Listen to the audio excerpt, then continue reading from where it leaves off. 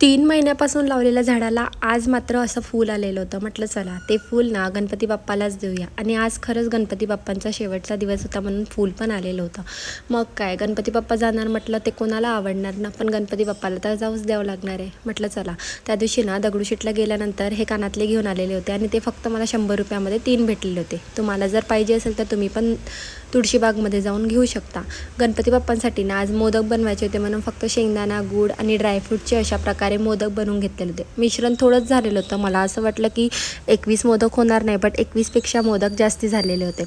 दुपारी ना मस्त अशा प्रकारे आवरून घेतलेलं होतं आणि साडी घालून फोटो काढायचे होते, कारण यावर्षी ना गणपती बाप्पांसोबत फोटोच नव्हते काढले. म्हणून म्हटलं चला थोडं आवरून घेऊया आणि फोटोज काढूया. मी कशी दिसते नक्की कमेंट बॉक्समध्ये सांगा. गणपती बाप्पांची नजर वगैरे काढून घेतली आणि पूजा वगैरे केली. तेवढ्या शुभम आला आणि शुभमसोबत पण फोटो सेशन वगैरे केलं. शेवटची आरती करायची होती. घरातून शेवटची आरती वगैरे केली आणि सात्विकला समजत नव्हतं की गणपती बाप्पा चाललेले आहे. तो खूप आनंदी होता.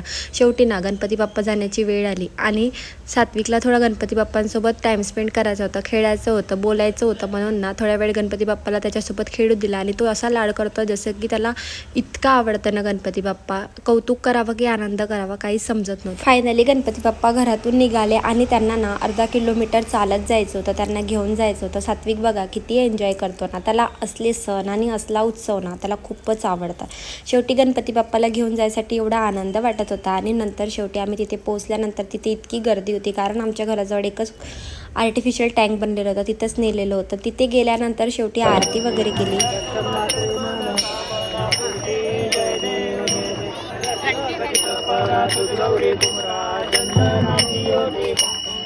आणि अशा प्रकारे आणि आमचे गणपती बाप्पाला आम्ही अखेरचा निरोप दिला. पुढच्या वर्षीपर्यंत आम्ही आता गणपती बाप्पाचा वेट करणार आणि सात्विक तर गणपती बाप्पाला खूपच रोज मिस करणार आहे. तर आजपुरतं एवढंच. आता भेटूया नवीन ब्लॉगमध्ये.